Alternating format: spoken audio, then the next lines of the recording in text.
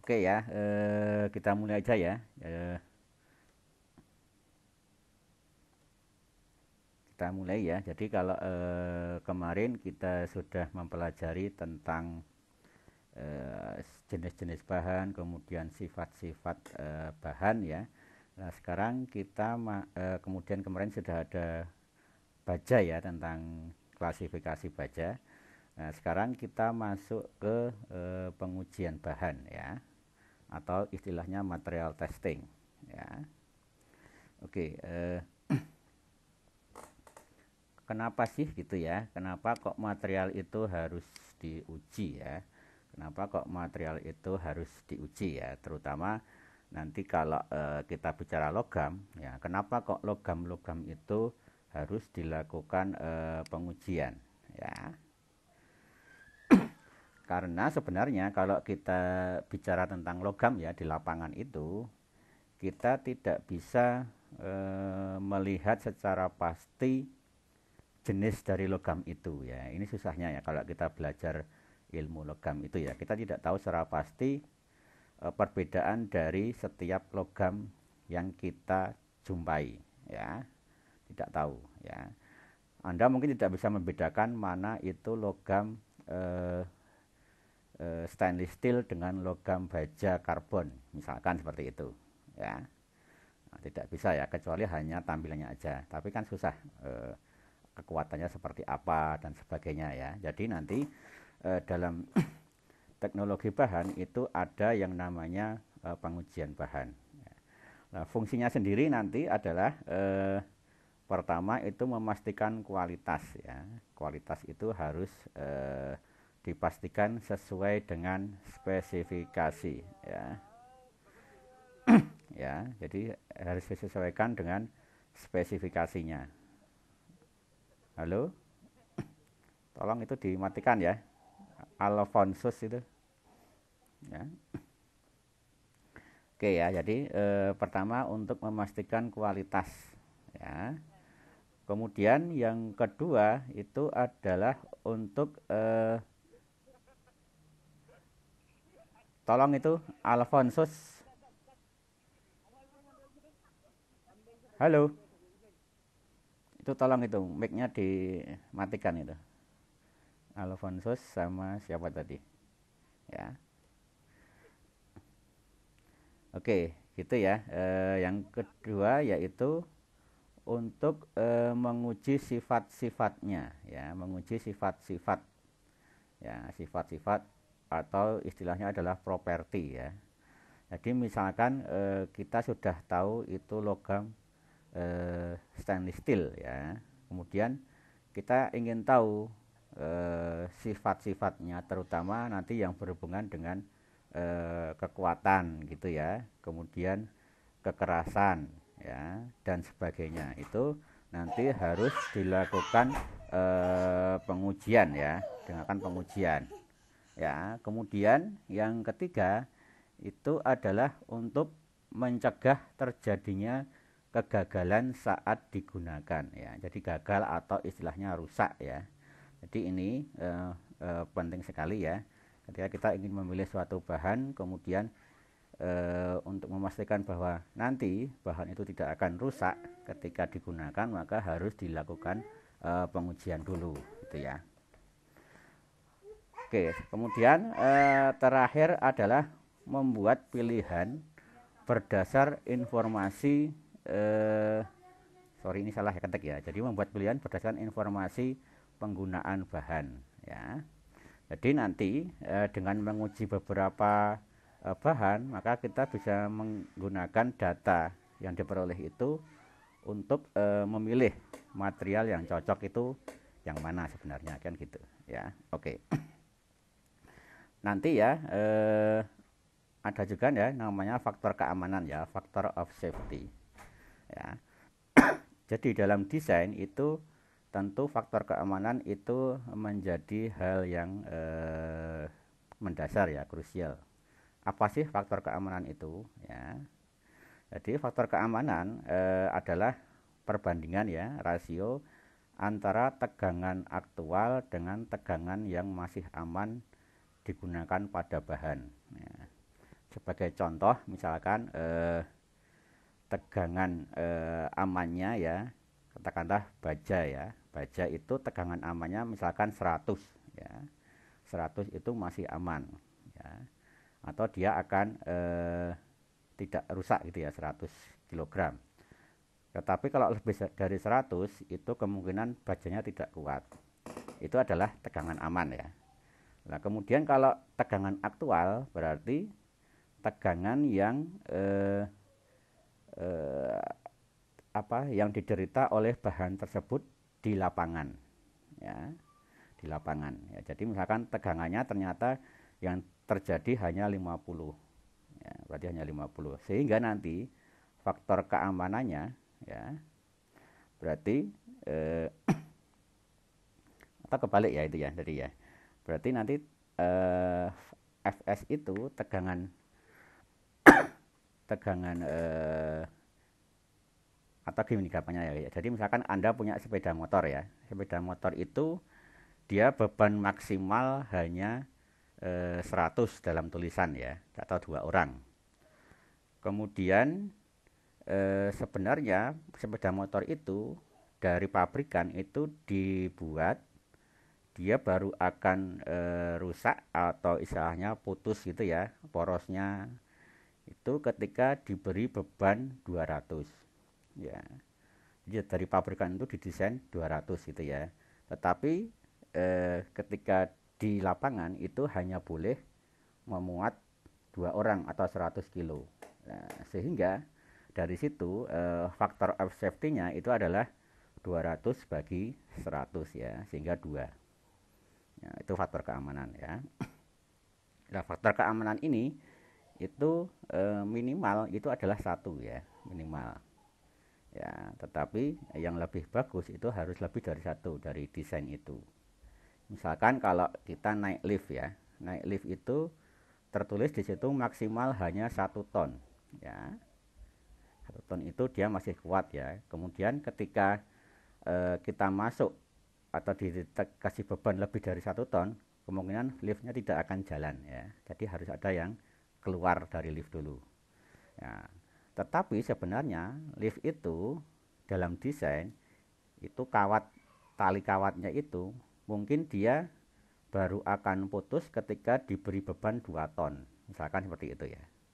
Nah, dia akan putus ketika diberi beban 2 ton. Makanya faktor keamanannya berapa di lift itu? Berarti 2 ton dibagi 1 ton ya. Sehingga itu menjadi 2 ya faktor keamanan.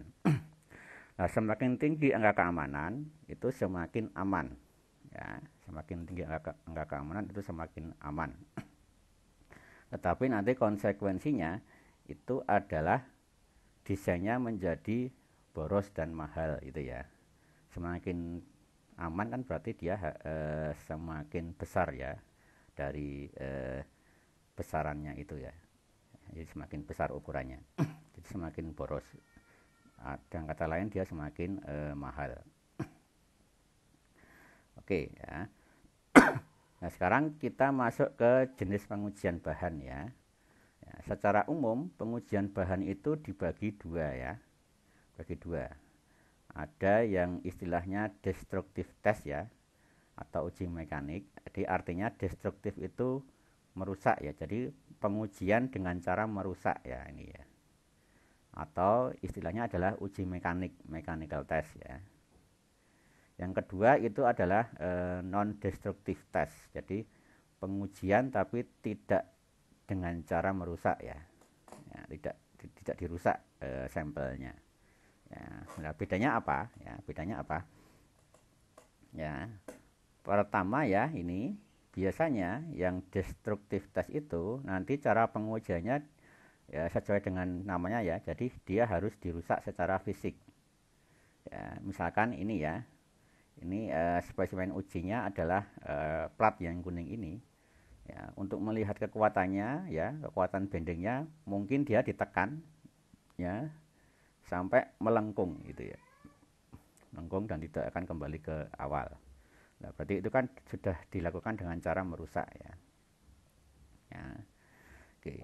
Nah, apa tujuannya? Jadi di sini dilakukan untuk menentukan sifat mekanik bahan ya, seperti kekuatan. Ya. Jadi kekuatan bahan itu diuji dengan cara dirusak ya. Kemudian kekerasan ya atau hardness. Nanti ada ketangguhan ya, toughness, kemudian ada kelelahan ya, fatigue dan lain-lain. Ya, oke. Itu yang destructive test ya. Kemudian yang kedua itu ada yang disebut dengan pengujian bahan non destructive test atau istilahnya NDT ya. Ini mungkin cukup terkenal ya NDT ini. Ya. Nah, ini apa sih non destructive test itu? Jadi di sini pengujiannya tidak dengan cara merusak ya. Caranya biasanya ya sampel uji atau benda yang sudah jadi itu diuji sebelum digunakan tanpa merusak ya. Contohnya ini ya.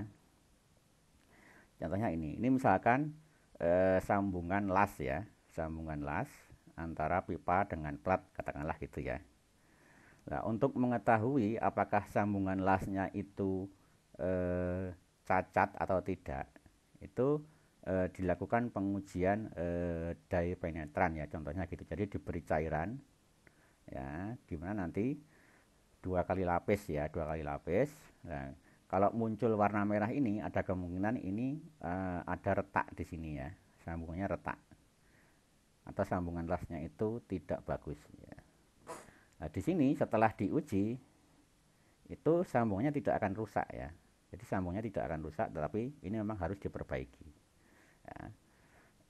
Oke, gitu ya. Ini contoh 2 jenis. Ya. Contoh 2 jenis pengujian bahan DT dan NDT. Oke. Nah, untuk pengujian yang merusak sendiri ya, mechanical test itu cukup banyak jenisnya ya, banyak ya. Contohnya misalkan uji tarik ya, uji tekuk. Kalau tarik itu berarti bendanya ditarik ya, uji tekuk itu berarti nanti ya ditekuk bendanya ya, kayak yang depan tadi ilustrasinya ya, atau bending istilahnya. Ada uji impact ya, ini berarti beban tumbukan ya, jadi diuji dengan cara tumbukan. Kemudian ada uji kekerasan ya, untuk melihat kekerasan suatu bahan. Nanti ada uji kelelahan atau fatigue ya. Nanti ada juga uji komposisi kimia ya, untuk melihat unsur-unsur kimia penyusun logam. Kemudian ada uji metalografi ya, struktur mikro atau makro. Ini menggunakan mikroskop ya, karena mikro itu pasti menggunakan mikroskop ya, itu yang paling sederhana. Nanti yang lebih canggih lagi ada uji SEM ya, dan lain-lain. Nah, nanti karena kuliah teknologi bahan itu ada prakteknya ya, nanti prakteknya itu adalah pengujian bahan ya. Teknologi bahan nanti prakteknya itu adalah tentang pengujian bahan ya. Oke ya, nah, pengujian-pengujian yang ini ya itu dilakukan di lab ya. Jadi pengujiannya dilakukan di laboratorium atau di workshop lah, bengkel ya, itu bisa ya. Oke. Kemudian untuk pengujian yang non destruktif ya atau NDT itu jenisnya juga cukup banyak ya, tetapi yang familiar atau lazim dipakai di lapangan itu ada 5 ini ya, 5 ini. Pertama itu adalah visual inspection ya, itu berarti ya kita hanya mengujinya hanya dengan cara dilihat ya, dilihat saja tanpa bantuan alat apapun ya. Jadi visual ini yang paling istilahnya paling sederhana ya, tapi hasilnya mungkin tidak seteliti pengujian yang lain ya. Kemudian ada lagi ya menggunakan alat yang namanya dye penetran ya, inspection atau PT. Nah, jadi ini contohnya adalah untuk melihat cacat di permukaan ya. Jadi khusus untuk permukaan benda ya, permukaan benda. Misalkan cacatnya itu ada retak kecil ya atau retak rambut ya, itu bisa dilakukan pengujian dengan daya penetran. Contohnya tadi ya, misalkan proses pengelasan. Pengelasan itu kalau ingin melihat retak di permukaan itu bisa menggunakan alat daya penetran ini ya. Nanti saya jelaskan di belakang ya untuk metodenya. Kemudian yang ketiga adalah magnetic particle inspection ya. Ini sebenarnya hampir mirip dengan yang nomor 2, tetapi ini tidak menggunakan cairan ya. Kalau daya penetran itu cairan, kalau magnetik itu menggunakan medan magnet ya, medan magnet. Ya, jadi ada serbuk logam, kemudian di sekitarnya diberi medan magnet, sehingga nanti daerah yang cacat, katakanlah retak, itu nanti akan mengumpul serbuk logamnya itu ya, partikelnya ini di sekitar daerah yang cacat. Ya, kalau tidak ada cacat berarti dia tidak akan mengumpul di situ. Ya, nanti mungkin bisa dicari ya di internet atau di YouTube, itu banyak ini ya. Oke, kemudian yang keempat itu adalah radiographic inspection ya, atau RT. Ya, jadi ini menggunakan X-ray ya, jadi bisa menggunakan X-ray ya, infra ya, sinar X ya, sinar X, atau menggunakan radioisotop ya. Radioisotop itu yang istilahnya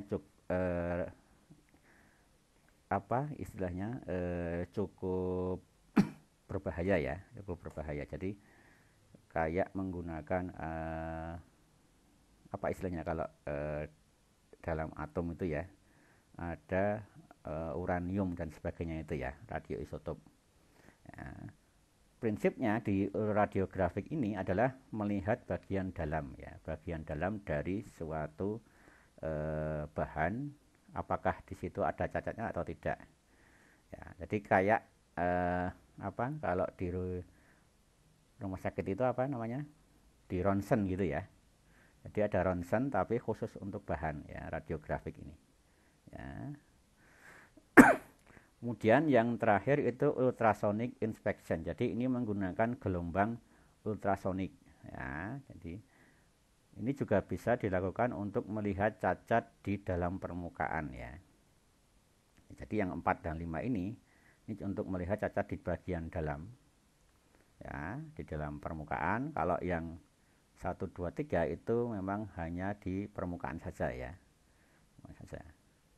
Nah, sebenarnya ini NDT ini banyak dipakai dalam pengujian untuk hasil las ya. Hasil las itu banyak dipakai menggunakan ini. Ya. Oke, itu ya dua jenis cara pengujian bahan ya. Ada yang merusak dan yang tidak merusak. Oke ya, nah sekarang kita coba satu persatu ya metode pengujian bahan yang merusak dulu ya, yang merusak, yaitu uji tarik ya, pengujian tarik. Nah, alat uji tariknya seperti ini ya, namanya ini UTM ya, Universal Testing Machine ya, alat uji tarik ya. Nah, nanti kalau saya perbesar ya, kira-kira nanti alat uji tariknya seperti ini. Kemudian yang di tengah ini ya, itu adalah benda uji yang akan ditarik ya, benda uji yang akan ditarik. Ya, contohnya ini ya, ini katakanlah logam ya, logam bentuk bulat itu akan ditarik sampai putus ya, sampai putus. Nah, nanti mesin ini akan menghasilkan suatu catatan ya, bisa grafik atau bisa angka-angka, di mana nanti bisa kita olah untuk menentukan sifat mekanik yang berhubungan dengan atau yang bisa diuji menggunakan mesin uji tarik ini. Nah, oke, gitu ya. Nah, uji tarik sendiri ya, nanti proses pengujiannya menggunakan mesin uji tarik ya, atau istilahnya extensometer. di mana alat ini untuk mengukur gaya yang diberikan pada benda uji ya. Jadi gayanya apa? Berarti gaya tarik ya. Gaya tarik. Ya. Perpanjangan pada benda uji dapat diukur dan dibuat grafik ya. Ya, nanti menggunakan alat ini ya, katakanlah ini spesimennya ya, sampel. Ini ada pencekamnya ya, bagian atas, ini pencekam bagian bawah. Nanti pencekam yang bawah ini akan bergerak ke bawah ya, menarik ini. Kemudian nanti di sini ada indikator ya, katakanlah bebannya berapa ya, kemudian perpanjangannya berapa ya, nanti bisa keluar grafiknya. Oke, apa saja yang bisa diukur dari atau bisa dihitung ya, tidak semuanya bisa diukur ya, tapi kita bisa diukur kemudian dihitung ya. Nah, apa saja yang bisa kita tentukan dari uji tarik ini, yaitu kita bisa menentukan nilai tegangan ini ya, tegangan maksimal, kemudian regangannya berapa, elastisitasnya berapa ya, kekuatan tariknya berapa ya, keuletannya berapa, kemudian tegangan geser ya berapa ya dari alat uji tarik ini. Nanti kalian juga akan praktek ya ini, kalau misalkan Anda sudah ke kampus Jogja ya, nanti bisa melakukan pengujian tarik ini.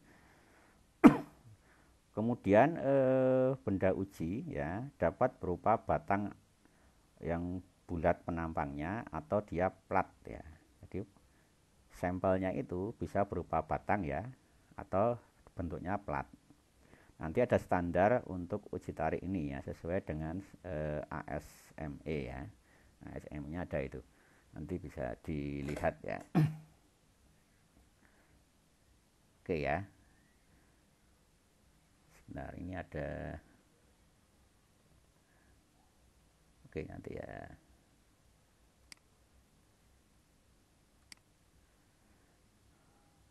Oke, ya.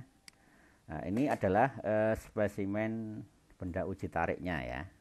Spesimennya seperti ini ya. Ini bisa plat, ini bisa bulat ya. Nanti yang ujung-ujungnya akan ditahan ya atau dicekam. Ya.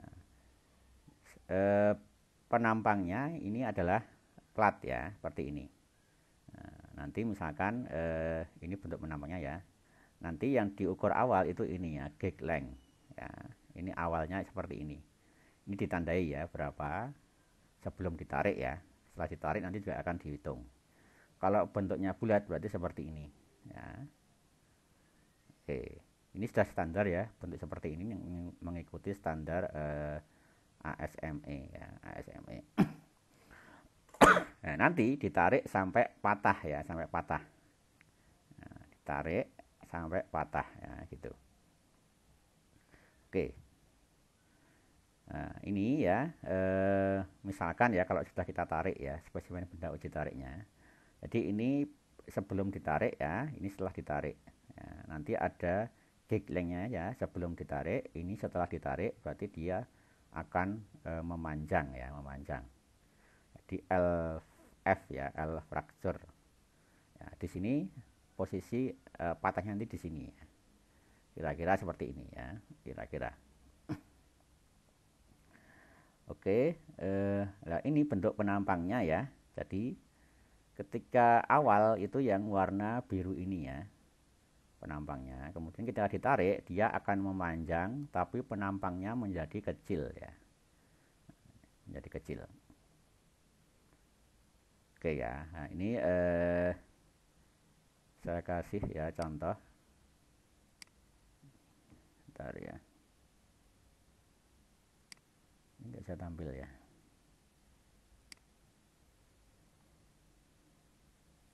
Oke ya, ini proses uji tarik ya. Anda bisa lihat di video ini. Ya.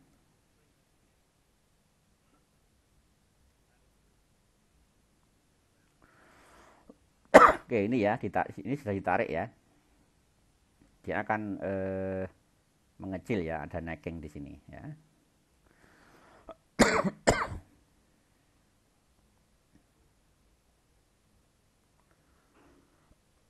Oke, itu ya. Ini sekilas tentang proses pengujian tarik ya, pengujian tarik. Ya.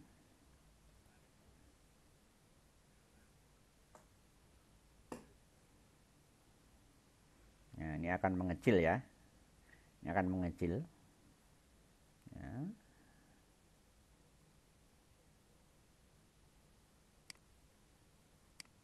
Ini ya, mengecil ya. Oke. Ya. Itu adalah sekilas ya tentang proses uji tarik.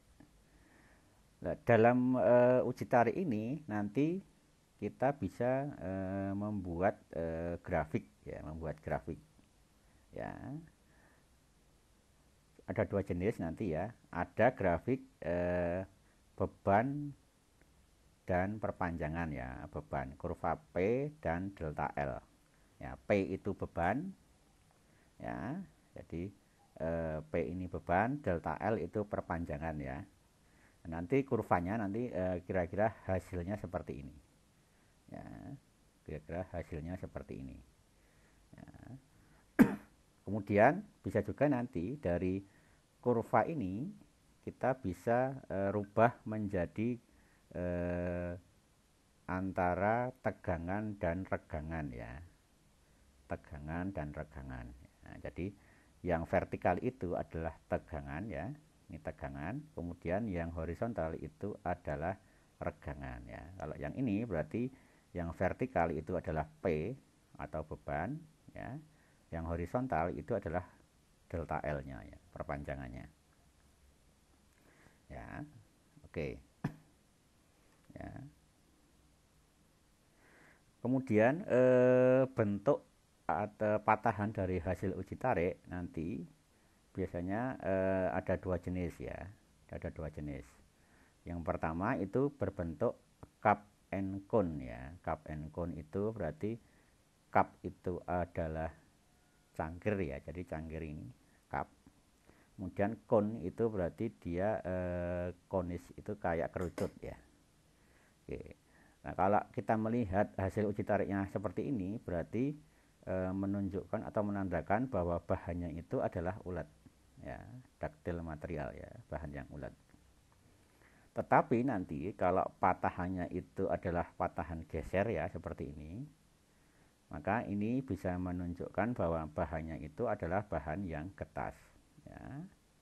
Gampangnya kalau Anda mau narik kapur ya, kapur itu kalau Anda tarik, nanti patahannya biasanya seperti ini ya, bentuk patahannya ya.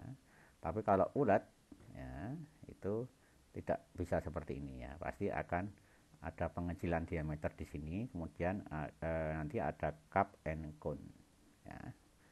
Nah, ini cenderung rata ya. Oke. Nah, oke. Nah, selanjutnya ya, ini kembali ke kurva tadi ya, karena ini yang sebenarnya inti dari uji tarik itu di kurva ini. Ya. Data apa saja yang diperoleh dari uji tarik ya? Data apa saja yang dapat diperoleh dari uji tarik? Ya, jadi nanti ada tiga gitu ya data awalnya, data dari uji tarik ya. Yang pertama itu adalah spesimen uji ya, atau benda ujinya dulu kita ukur ya di awal ya, sebelum kita uji itu diukur. Yang diukur apa aja? Pertama adalah diameter ya, di diameternya tadi ya, katakanlah ini tadi ya, bentar. Nah ini ya, kalau bulat berarti diameter, kalau bulat diameter, tapi kalau plat berarti ya panjang kali lebar ini ya, penampangnya ya, itu sudah kita hitung dulu ya. Kemudian panjang spesimen awal ya, L0, jadi L gig-nya tadi ya, di awal tadi panjang spesimennya berapa gitu ya, gig length tadi ya. Kemudian yang kedua ya, setelah dilakukan uji tarik, maka nanti akan diperoleh data dari mesinnya ya. Pertama itu adalah gaya yang bekerja ya, P-nya berapa ya, gaya yang bekerja P, berarti ini ya, P-nya ini. Nah, ya, kemudian regangan yang terjadi ya, epsilon ya, epsilon. Kalau ini berarti yang ini ya, regangan. Kemudian nanti bisa membuat grafik hubungan antara beban ya dan pertambahan panjang ya, data L. Dari mana itu gitu ya. Jadi gini ya. Oke, saya ulangi ya biar nggak bingung. Ya. Saya ulangi dari sini ya. Ya. Jadi ketika kita menguji ya, kita menguji itu ya, ini kan sudah diukur dulu ya, awalnya berapa, diameternya berapa, kemudian beban itu diberikan secara bertahap ya, dari nol dulu. Dari nol kemudian ditarik perlahan-lahan, tidak boleh langsung besar ya. Tidak boleh langsung besar ya. Yang besar. Kemudian setiap pertambahan beban, jadi misalkan bebannya ini ditarik terus-menerus gitu ya. Itu nanti pertambahan panjangnya di sini ya. Tambahan panjangnya di sini itu kita tulis juga ya, delta L-nya ini ya. Jadi pertambahan beban, kemudian pertambahan panjangnya juga kita ukur. Nah, gitu. Sehingga nanti akan bisa kita buat grafiknya seperti ini ya. Posisi di sini ya, posisi di akhir itu ya, posisi di sini di akhir ini adalah posisi ketika putus ya. Ketika putus ini otomatis bebannya akan hilang ya, akan turun lagi gitu ya. Nah, itu bebannya akan turun lagi ya, seperti itu ya. Jadi ini putus ya, ini putus, fraktur putus. Oke ya. Nah, kemudian dari data ini ya, tadi ya ada beban, ada delta L ya, maka kita bisa menghitung tegangan dan regangannya ya, tegangan dan regangan ya, di mana tegangan itu definisinya adalah gaya persatuan luas ya, gaya persatuan luas ini. Jadi sigma sama dengan P per A0 ya, per A0. P itu bebannya ini ya, P. A0 berarti luas penampang dari benda uji ya, ini tadi ya. Nah, jadi nilai P ini, nilai A ini dari sini tadi ya. Nah, dari spesimen ini. Kalau P berarti ini dari ini ya. Nah, dari bebannya. Ya, sehingga tegangannya bisa kita hitung ya, tegangannya. Kemudian regangan ya, regangan dari mana ya? Regangan itu berarti dirumuskan ya, delta L per L0, di mana delta L itu adalah panjang akhir dibagi panjang mula-mula ya. Jadi panjang akhir di sini itu berapa? Jadi kan dia kan nambah panjangnya kan bertahap ya. Jadi ketika diuji itu nambah panjangnya secara bertahap, sehingga nanti delta L-nya juga akan semakin lama semakin besar ya. Nah, regangannya sendiri nanti ya dirumuskan delta L per L0. Jadi pertambahan panjang dibagi panjang mula-mula ya, L0. Nah, L0-nya dari mana? L0 itu berarti dari sini ya. Jadi L0 itu dari sini ya. Nah, ini L0. Ya. L0 ini ya. Oke, ya. Jadi merubah bentuk grafik dari beban dan delta L menjadi tegangan versus regangan ya. Nah, ini stres yang vertikal ya, yang mendatar itu adalah regangannya. Ya. Oke. Nah, setelah kita bisa membuat grafik ini, maka kita bisa menganalisis ya, hasil uji tariknya ya. Analisisnya pertama kita bisa melihat diagramnya ya. Jadi diagram grafik ini itu berbeda-beda untuk setiap material ya. Berbeda-beda. Tidak semua material itu grafiknya bisa seperti ini ya. Tidak ya. Jadi beda-beda. Ya. Jadi kita bisa melihat diagramnya seperti ini, kemudian kita bisa mengatakan oh materialnya itu ulat, oh materialnya itu getas gitu ya, oh materialnya itu kuat dan sebagainya. Itu bisa dilihat dari grafik ini ya. Oke. Kemudian ya dari situ maka kita bisa kemudian ya melihat spesimen setelah proses uji tarik ya. Jadi setelah diuji tarik kita bisa melihat spesimennya tadi ya. Spesimen yang awal tadi ini sudah ya, yang ini. Ya, ini spesimen. Oh, ini ulat kalau seperti ini. Oh, ini getas gitu ya. Oke. Kemudian terhadap spesimen selama penarikan ya, fenomena apa yang terjadi. Ini biasanya bisa kita lihat selama pengujian ya. Oke. Tuh. Nah, ini contoh ya, contoh diagram uji tarik ya, tensile test. Nah, seperti ini hasilnya ya. Nah, ini katakanlah L0 ya, panjang mula-mula. Ini dia karena ditarik dia pasti akan memanjang ya, akan memanjang. Kemudian posisi ini ya, posisi ini kan grafiknya kan lurus, kemudian dia parabolik ya. Nah, bisa dari sini grafiknya itu lurus dulu, kemudian parabolik. Ya, ini nanti ada kaitannya dengan hasil ini ya, hasil ini. Nah, ketika dia belum dikasih beban ya ini L0, kemudian ketika ditarik terjadi perubahan panjang yang uniform ya, uniform itu sama ya, uniform itu sama ya. Nah, ketika ditarik tapi memanjangnya itu masih sama, itu nanti ya istilahnya ini masih di daerah elastis ya.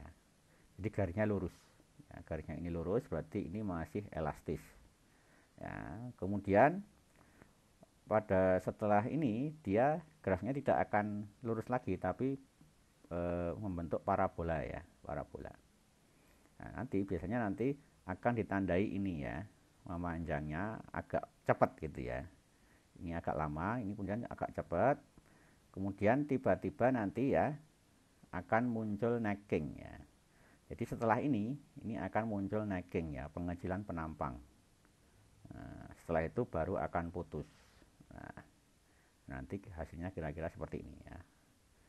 Oke ya, ini original ya di awal, ini di akhir. Oke, ini ya fenomena yang bisa kita amati selama pengujian tarik. Kemudian, nah ini saya ambil contoh ya diagram tegangan-regangan untuk baja karbon rendah ya, mild steel. Ya, jadi mild steel itu baja karbon rendah ya. Ya, ini ya mild steel. Ya. Di baja karbon rendah itu baja yang kandungan karbonnya di bawah 0,3%. Oke. Nah, ini diagramnya ya, diagramnya. Nanti kalau kita lihat fenomena di sini ya. Grafiknya itu pertama akan lurus, kemudian di sini akan mulai tidak lurus lagi ya.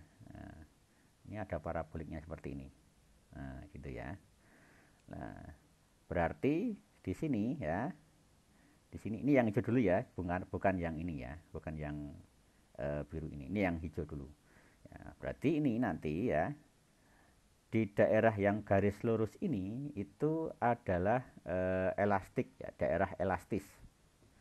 Daerah elastis itu artinya ketika diberi beban ya, benda itu atau benda uji itu ketika diberi beban dia akan memanjang ya, karena dia akan ada regangannya ya, ada regangannya, berarti dia akan memanjang ya. Tetapi ketika dia belum sampai di sini ya, misalkan bebannya itu kita hilangkan, maka panjangnya ya atau perpanjangannya itu akan kembali ke bentuk semula ya, itu namanya elastis ya. Sudah tahu ya elastis ya. Jadi elastis itu beban atau bahan yang dia bisa berubah bentuk karena ada beban, tetapi ketika bebannya dihilangkan dia akan kembali ke bentuk semula ya. Berarti itu elastis ya, kayak karet ya. Karet itu ketika Anda kasih beban ya, entah ditarik atau ditekan, itu dia berubah bentuk.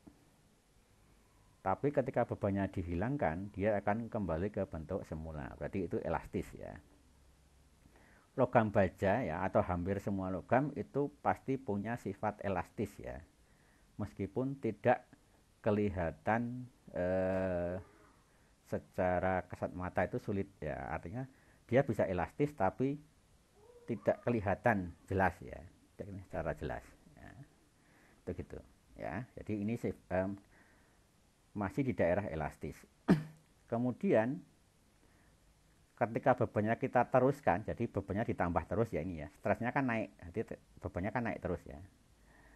Dia tidak elastis lagi, tapi sudah berubah menjadi plastik ya.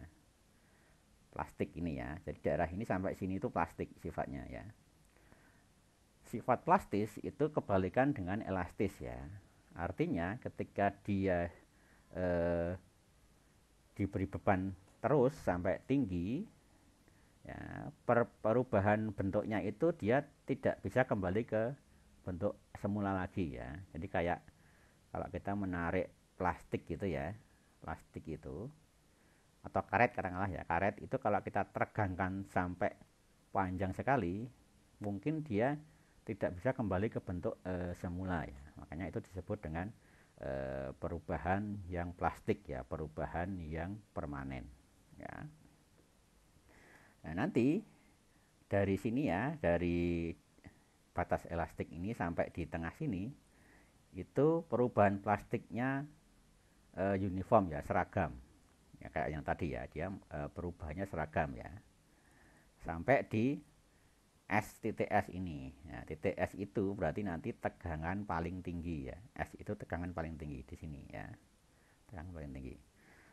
Ya, ketika diteruskan bebannya itu akan terjadi necking ya, akan terjadi necking. Necking itu artinya pengecilan penampang ya di daerah tertentu, kayak yang tadi ya, mengecil penampangnya tapi hanya daerah tertentu aja ya. Kemudian nanti lama-lama dia putus di sini B ya. Ini juga elastik, plastik ini ya, ini daerah plastik ya. Nah kemudian di sini ada dua kurva ya, ada dua kurva. Yang hijau itu engineering strain stress curve ya, yang biru ini adalah actual strain stress curve ya. Kok beda ini, apa bedanya ya? Jadi sebenarnya dalam menghitung ini itu tadi kan ada faktor ya, jadi kan tegangan ya, tegangan sama dengan ya, sama dengan P ya, beban dibagi A0 ya, A0. A0 itu penampang mula-mula ya. Nah, ini tegangan ya, ini tegangan ya. Tegangan adalah P beban ya dibagi penampang mula-mula ya, penampang mula-mula ya. Ini A0 penampang mula-mula ya. Nah di grafik yang warna hijau ini itu tegangannya ngitungnya adalah P dibagi penampang mula-mula. Jadi penampang mula-mula itu tidak memperhitungkan mengecilnya penampang ya. Jadi tidak memperhitungkan adanya pengurangan luas penampang ya. Ketika ditarik kan dia pasti mengecil penampangnya ya. Tapi di yang ini ya, yang hijau itu tidak memperhitungkan A berapa itu enggak, tapi ya A mula-mula ya. Sehingga nanti ketika bebannya semakin tinggi ya, ya semakin tinggi itu dia ya ini juga akan naik terus gitu ya, akan naik di sini, tapi suatu saat mengecil sebenarnya ya, mengecil ya, mengecil. Nah, kemudian istilahnya ini ya, ini malah akan turun lama-lama ya, karena ketika mengecil tidak diperhitungkan ya, tidak diperhitungkan di sini ya, sehingga tegangannya itu dia lama-lama akan turun dan nol. Tetapi kalau yang ini itu aktual ya, aslinya itu tegangannya sangat besar ya, aslinya seperti ini. ya, aktualnya. Berarti ini sebenarnya A0-nya tidak menggunakan ini, tapi A realnya ya. A realnya ya. A realnya ya, A aslinya ya. Ya, yang dipakai sebenarnya yang ini ya. Dipakai yang engineering ini ya. Nanti bisa dibuktikan ya. Nah, oke. Okay. Nah, ini untuk mill steel ya. Nah, ini contoh ya, diagram hasil uji tarik tegangan versus regangan teknik ya. Nah, ini elastik ya, sama ya tadi ya. Ini yielding ya, luluh istilahnya ya, memanjang. Ini strain hardening ya, ini necking. Nah, kondisi necking itu ini ya. Oke ya. Nah, nanti ya, sigma itu ada beberapa ini ya, ada beberapa ini nilainya ya. Ada nilainya ini ya. Sigma U berarti tegangan paling tinggi ya. Tegangan paling tinggi pada bahan itu sigma U ultimate ya. Nanti ada sigma Y berarti tegangan luluh ya. Luluh itu artinya ya tadi ya, perubahan dari elastik ke plastik ya. Jadi perubahan dari elastik ke plastik ya. Kemudian ada sigma E, ada sigma P ya. Ini jarang ya. Ya, ini ya.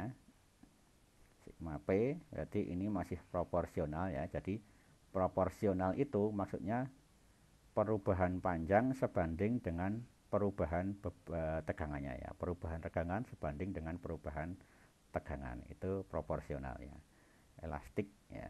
Ini batas elastiknya ini. Nah, ini maksimum ya, ultimate paling tinggi.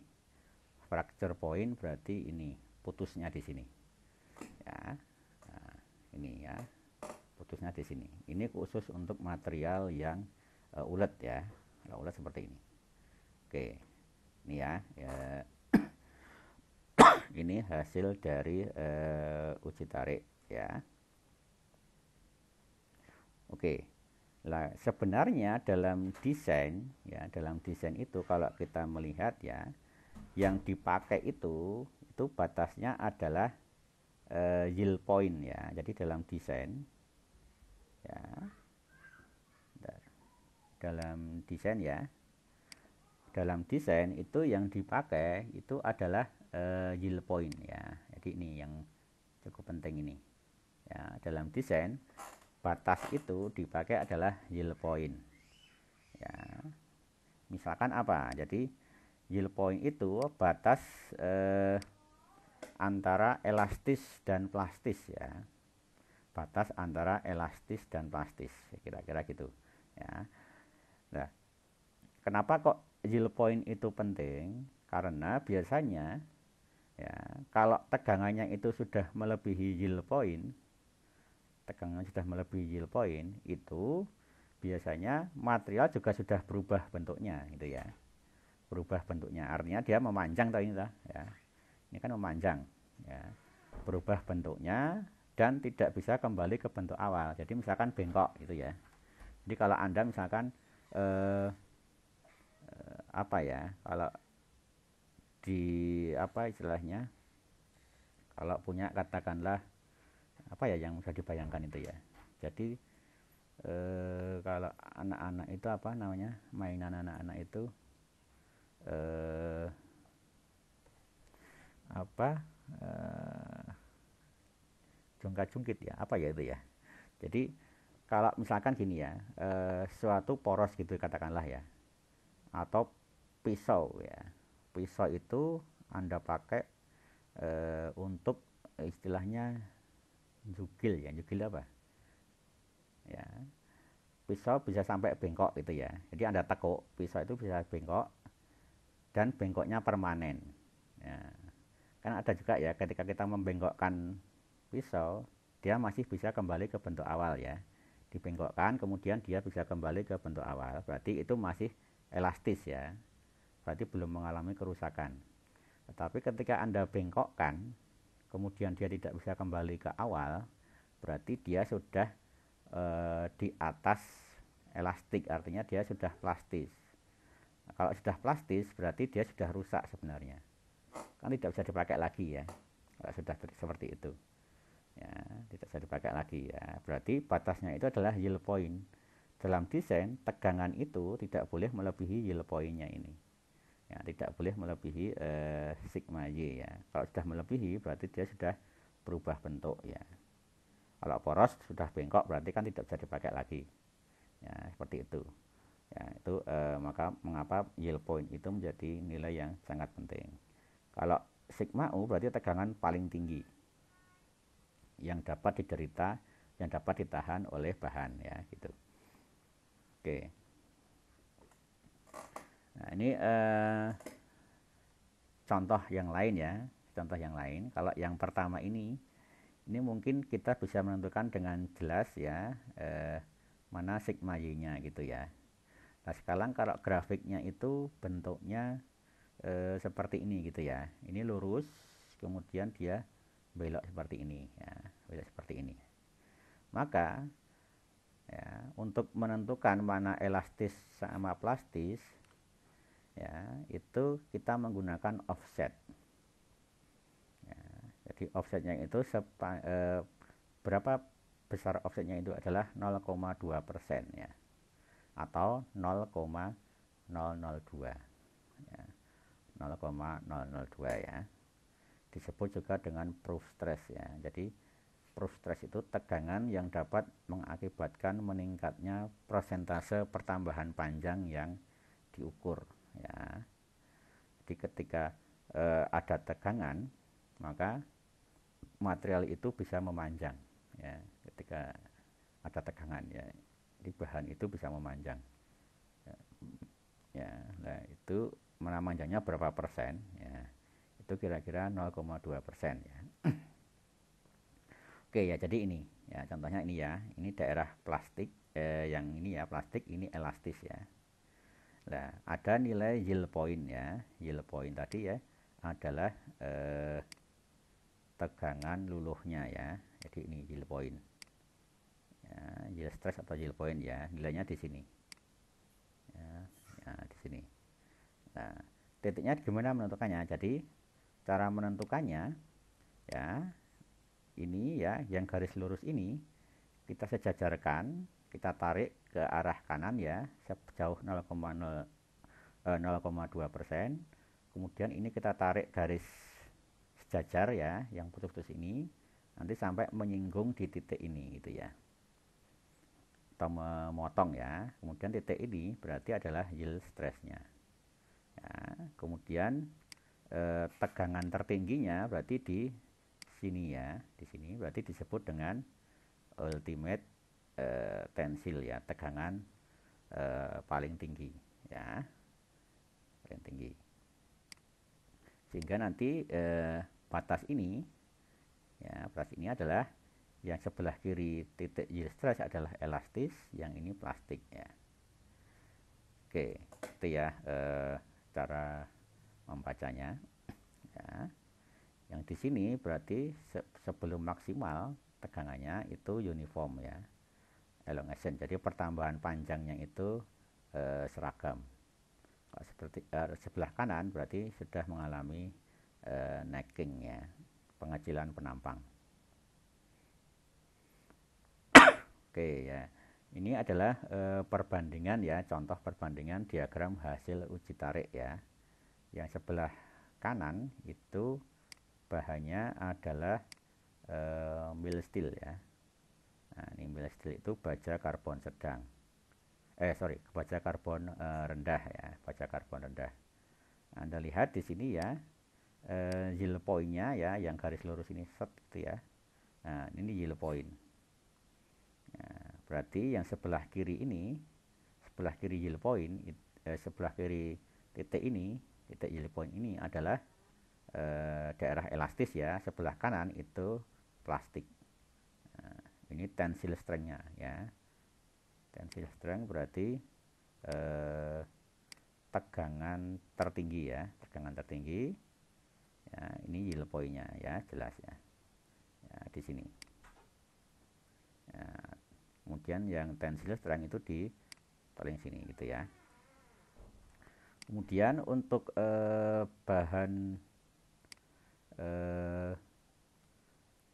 bahan yang B ya, itu adalah bahan yang B itu adalah, nah ini ya, low and high alloy steel. Jadi ini baja paduan rendah ya, paduan rendah. Anda lihat di sini ya, grafiknya itu berbeda. Ya, jadi grafiknya itu berbeda ya, dia lurus tapi tidak ada turunnya ya. Dia langsung melengkung gitu ya. Makanya nanti yield point-nya jadi susah cara ngitung yield point-nya ya. Jadi kalau Anda menemui grafik seperti ini, di manakah yield strength-nya atau kekuatan luluhnya? Maka nanti menggunakan pendekatan offset ini ya, 0,2% dibuat offset ya. Caranya nanti ini ada garis lurus ya, lurus ini kita sejajarkan ya, kita geser ke arah kanan sejauh 0,2% ya, kita tarik ke sana, nanti titik ketemunya ini adalah yield strength ya, ketemunya adalah yield strength ya. Oke ya, jadi ini dua garis ini ya ketemu di sini. Nah, maka titik C ini adalah yield strength-nya ya. Kalau maksimalnya berarti sama dengan ini, sama dengan yang tadi ya. Nah, ya ini tensile strength-nya. Oke gitu ya, cara menentukan yield strength-nya. Oke, nah sekarang kita coba lihat satu persatu ya sifat mekanik yang didapat di daerah elastis ya.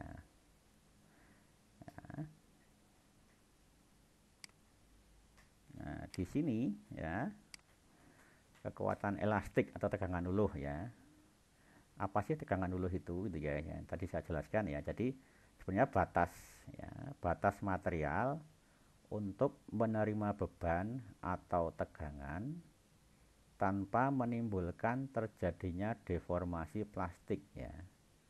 Jadi ketika bahan itu dikasih beban, maka pada bahan itu akan timbul tegangan ya, akan timbul tegangan. Jadi ketika ada beban nanti akan timbul tegangan ya.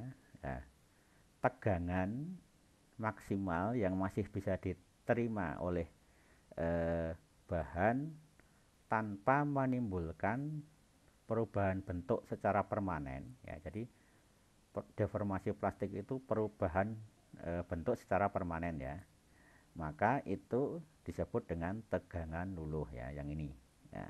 Jadi ini contohnya ya. Nah, ini batasnya di sini, berarti tegangan luluhnya adalah 40 ya, 40.000 ya PSI tegangan luluhnya ya. Tegangan luluh dinyatakan dengan yield point ya, sigma Y, atau bisa juga dengan titik offset 0,2% sejajar garis elastis. Ini garis elastisnya yang ini. Nah, kegunaannya apa? Ini tadi yang sudah saya sampaikan di depan ya. Jadi kekuatan elastik ini sangat penting dalam perancangan karena tegangan yang bekerja pada bahan tidak boleh melebihi yield point ya, tidak boleh melebihi yield point supaya bahan itu tidak rusak atau berubah bentuk secara permanen ya. Jadi tidak terjadi perubahan bentuk secara permanen atau deformasi plastik ya. Oke, ini ya, ini contoh kalau menentukan sigma Y-nya menggunakan 0,2% ya.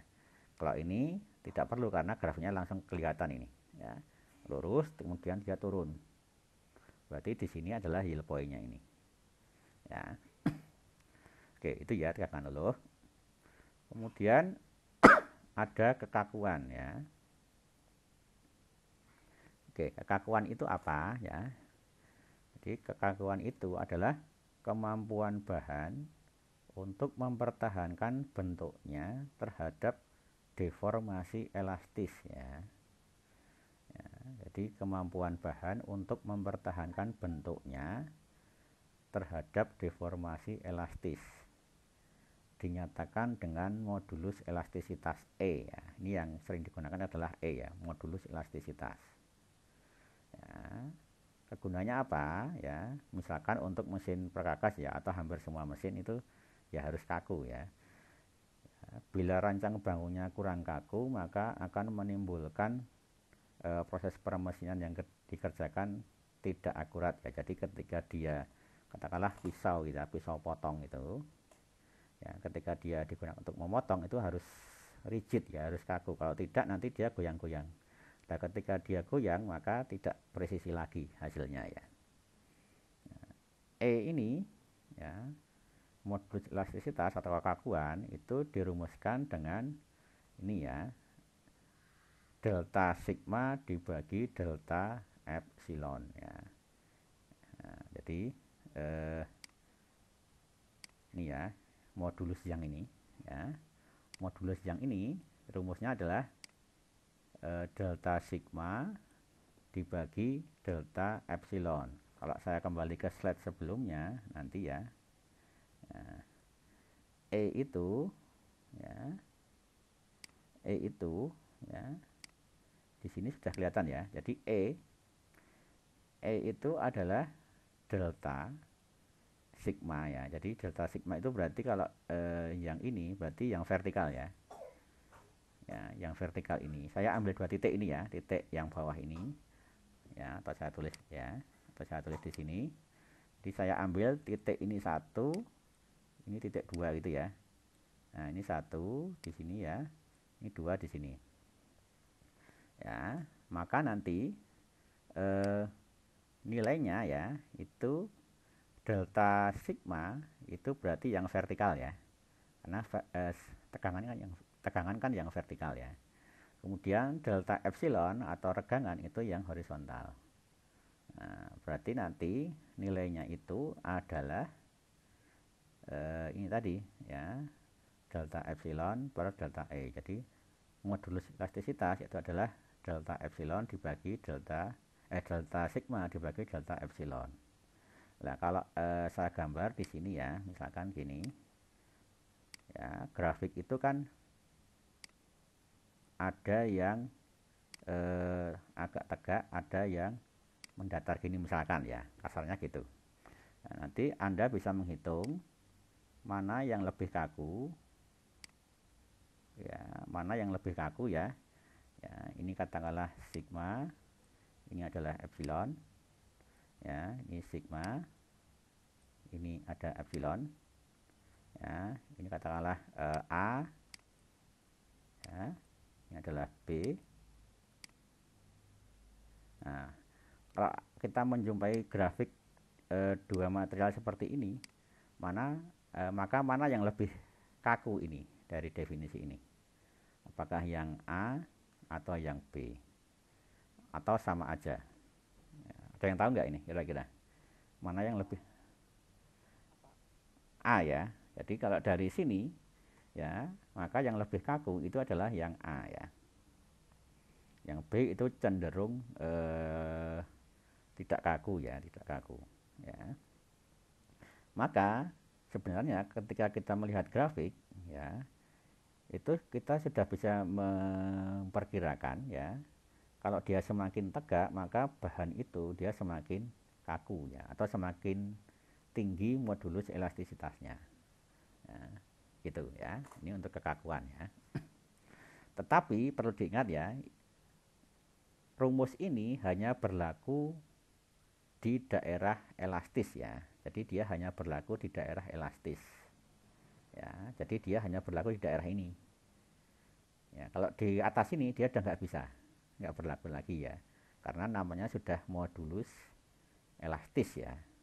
Namanya kan sudah modulus elastisitas ya. Berarti ini hanya berlaku di daerah elastis. Oke.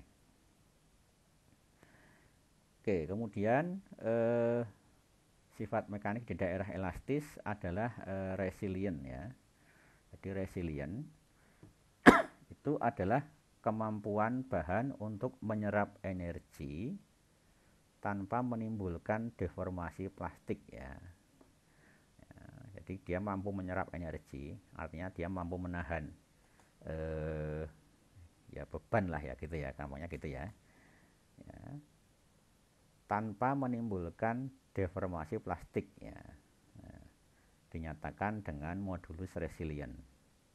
Ya, nah nanti ngitungnya itu adalah luas penampang segitiga ini ya pendekatannya. Ya, modulus resilient ya. Luas penampang segitiga ini. Nah, maka nanti rumusnya ya dengan pendekatan segitiga. Ya, modulus resilient sama dengan setengah kali sigma y. Sigma y itu kan ini ya. Kan di sini batas lulusnya di sini ya. Sigma y dikalikan epsilon y, regangan lulusnya di sini. Nah, gitu ya. Cukup jelas saya kira ini. Ya, jadi hilang ini ya, bentar. Ya, jadi sigma y ini itu adalah ini ya. Nah, sigma y. Epsilon y ya. Ini yang ini. Ya, gitu ya.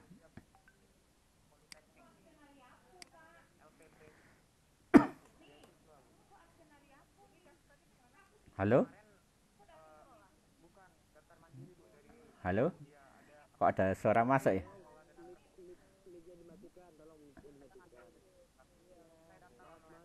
Halo?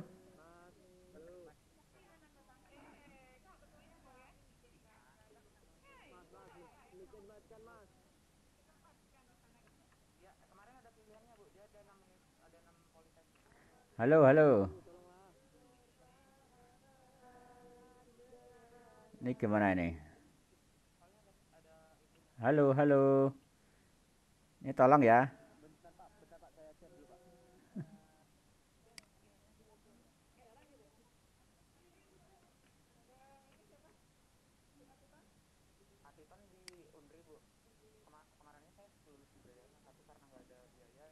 Halo, itu siapa itu?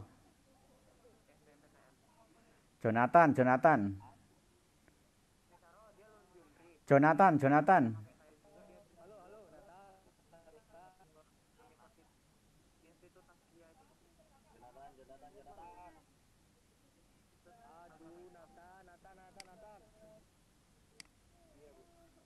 Halo.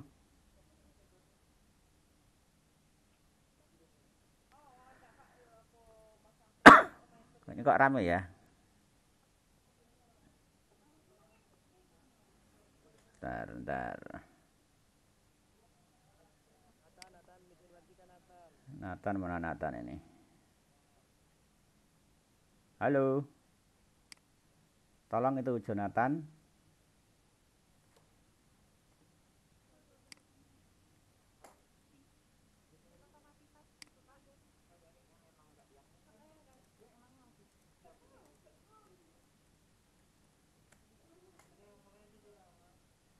Halo, halo. Oke. Udah kondusif belum ini?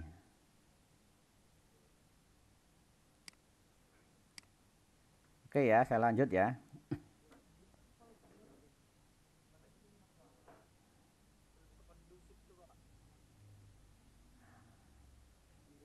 Halo. Oke ya, udah tenang ya. Oke ya, saya lanjut ya. Tadi sudah sampai ke modulus resilient ya. Jadi ini dirumuskan setengah sigma y kali epsilon y ya. Sehingga nanti kalau kita rubah ya, itu sama dengan sigma y kuadrat per 2e ya. Karena tadi e itu adalah rumusnya adalah e ya, bentar. E ya. Sorry. E itu rumusnya adalah delta y delta sigma ya per delta epsilon ya. Jadi ini nanti diganti aja ya ini ya. E itu kan sama dengan delta sigma per delta E ya. Nah, jadi itu hanya perubahan ini aja ya. Ini kan nanti E-nya ingin di sini ya. Itu dirubah ke sini nanti hasilnya sama dengan ini ya. Oke ya. Kemudian ya, ini kuncinya di sini. Bila sigma maksimum besar, otomatis nanti resiliennya juga semakin besar ya. Jadi kalau sigma ultimate-nya besar, ya, artinya nanti biasanya dia akan lebih tegak ke sana gitu ya. Maka resiliennya juga akan semakin besar.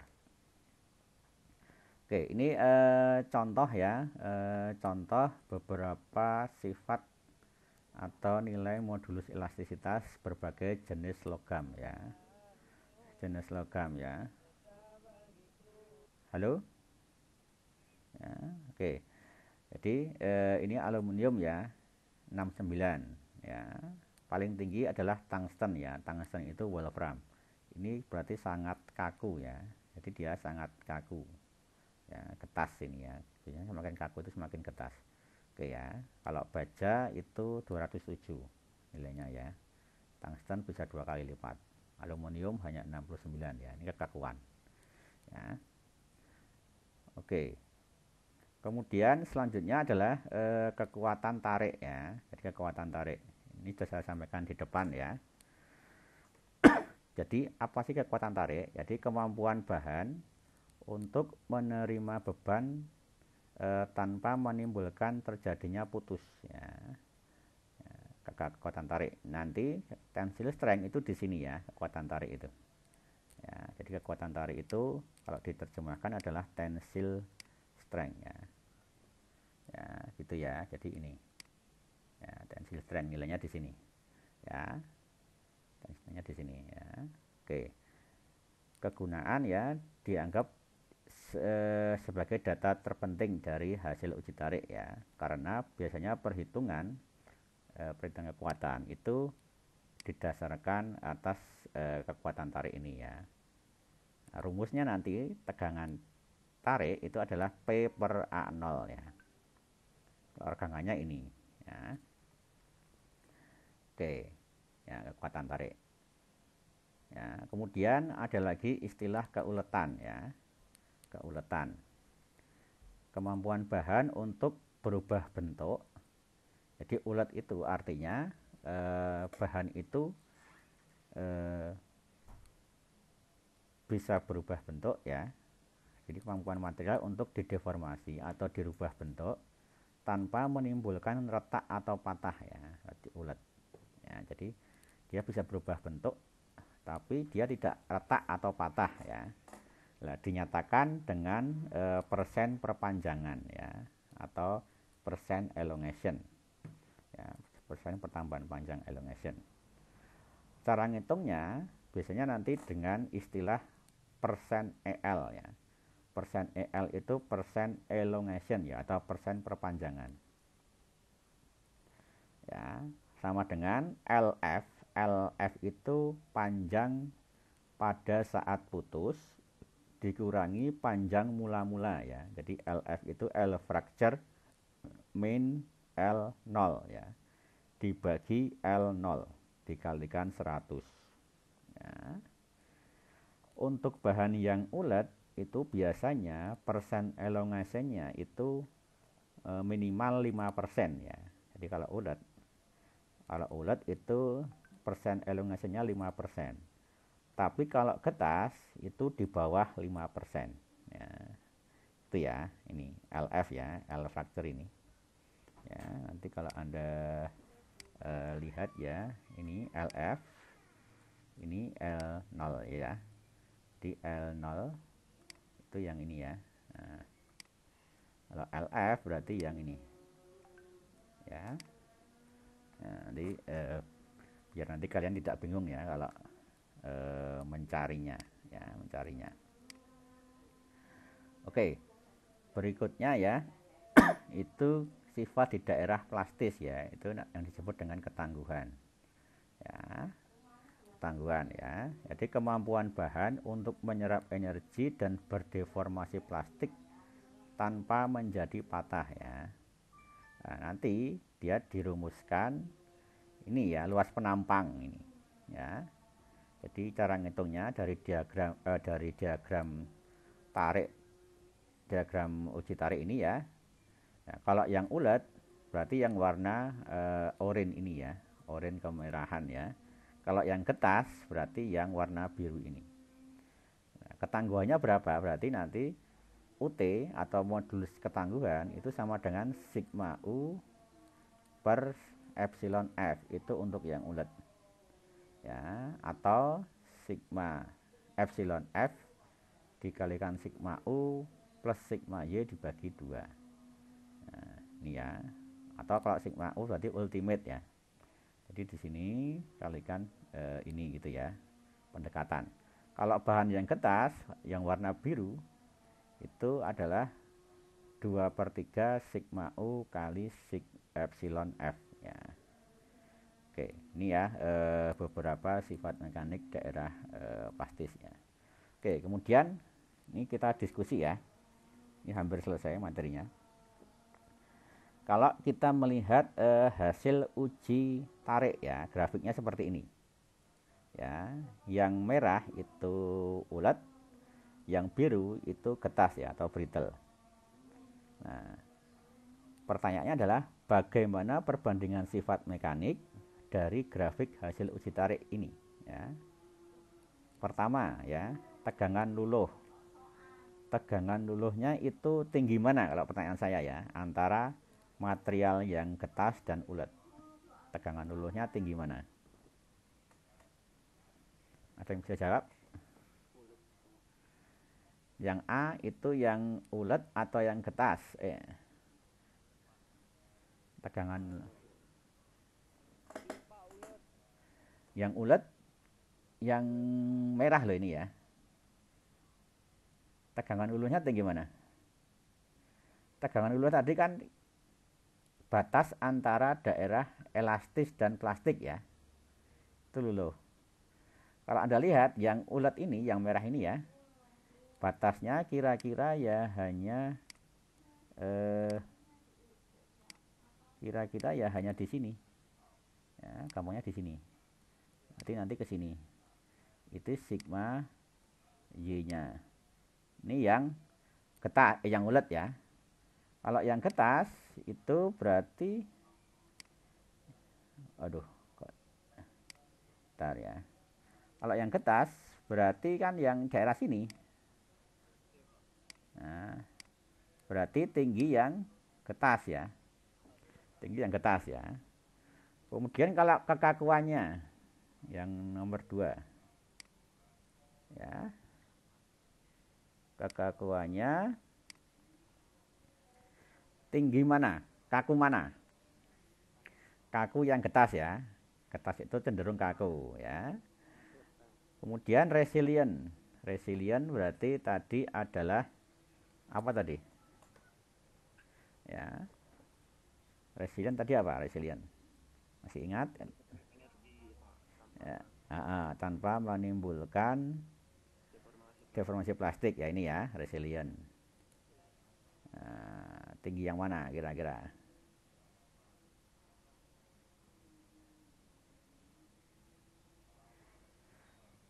Resilient kalau dilihat dari segitiga ini otomatis dia juga yang getas ya, tinggi yang getas. Kekuatannya tinggi yang mana? Kekuatan tarik ya. Kekuatan tarik tinggi yang getas ya. Oke, keuletan, ulet yang ya, ini pasti ulet ya, karena dia istilahnya perpanjangannya jauh lebih tinggi ya dibanding ini. Ini kan hanya segini. Yang brittle hanya segini ya. Ya, ini yang getas, yang ulet sampai dengan ini ya. Ketangguhannya tangguh yang ulet ya, tangguh yang ulet karena luas penampangnya pasti lebih luas yang merah ini, yang merah orange ini. Oke, gitu ya. Ini kira-kira kalau kita mau memperkirakan dari diagram tegangan-tegangan ya untuk beberapa sifat mekanik material ya. Oke, ini contoh aja ya beberapa jenis hasil dari uji tarik ya. Nah, uji tarik ini kan baja karbon tinggi, medium karbon, baja karbon rendah ya gitu. Ya, ini high carbon steel juga ya, sama. Ini sama juga ya. Nah, ini cast iron ya, besi tuang. Nah, Oke, ini saya ambilkan ya, nilai-nilai ini saya ambilkan dari Wikipedia ya, tentang kekuatan tarik bahan ya. Ini banyak sekali jenis bahannya ya. Nah, terakhir ini adalah latihan ya. Nanti ini tugas ya, sudah saya share ke kalian.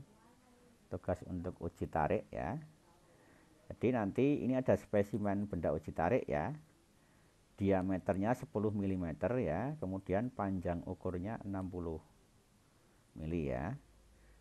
Nah, dari hasil uji tarik itu eh, menunjukkan bahwa bebannya nanti bertambah ya, dari 16, 32, 56, 72, 95, 110, 132, 142, kemudian turun lagi.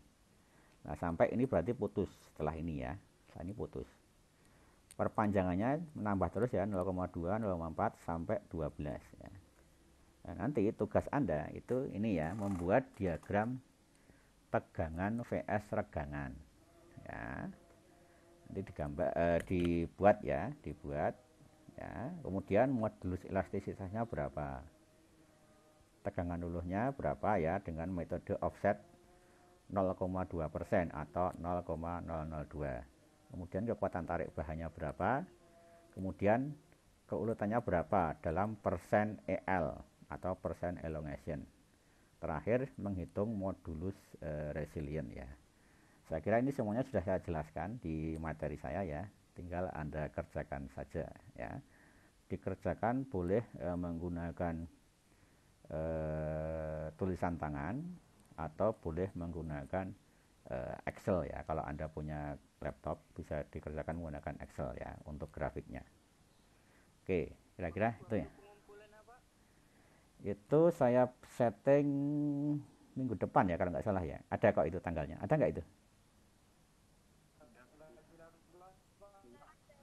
Ya, oke ya. Tanggal 19 ya.